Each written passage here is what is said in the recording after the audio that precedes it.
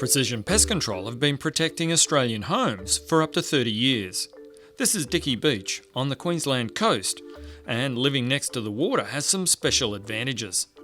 Unfortunately, termites are as prevalent and challenging here as anywhere in southeast Queensland.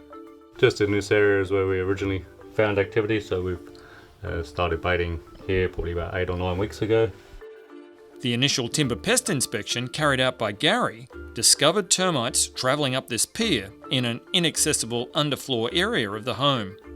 In this timber box placed in storage, in the back and frame of this painting, leading into and in this timber pallet used to support these stored items, and this trenching tool leaning against the wall. But a precision pest control inspection also takes in the property surrounds. Just having a look around the surrounding area, because a termite nest can be sort of 50-60 metres away from where we're actually treating them. And whilst I was looking around, found another species of termites, completely different to the house. These are shadow rhino termites compared to copter termites in the house. And we've got multiple feeding sites.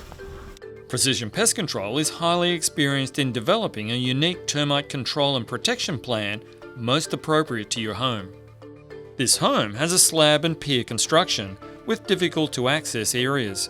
In consultation with the homeowner, the best solution was a termite monitoring and baiting system. The active termites, once located and identified, were baited with above ground bait stations, actively monitored and replenished as required. The termite workers take the bait back to the termite colony, which is then eliminated. Been baiting here for about 8 or 9 weeks now. So we're just going to go and check and see what's going on.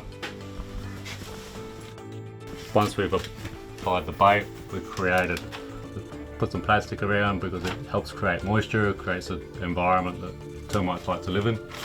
And then monitoring and bait replenishment will continue.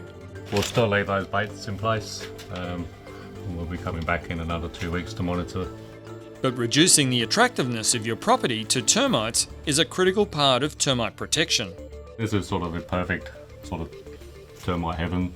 It's dark, doesn't get disturbed very much. As you can see, there's a lot of timber on the ground and a lot of timber laying around all over the joints. When it rains, we're on a hill, so moisture will seep through the walls and down, and that's what has attracted them to here. There's an endless food source in here for them, and with termites being foragers, they're constantly out looking.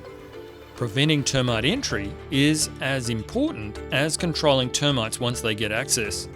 Gary has some important tips.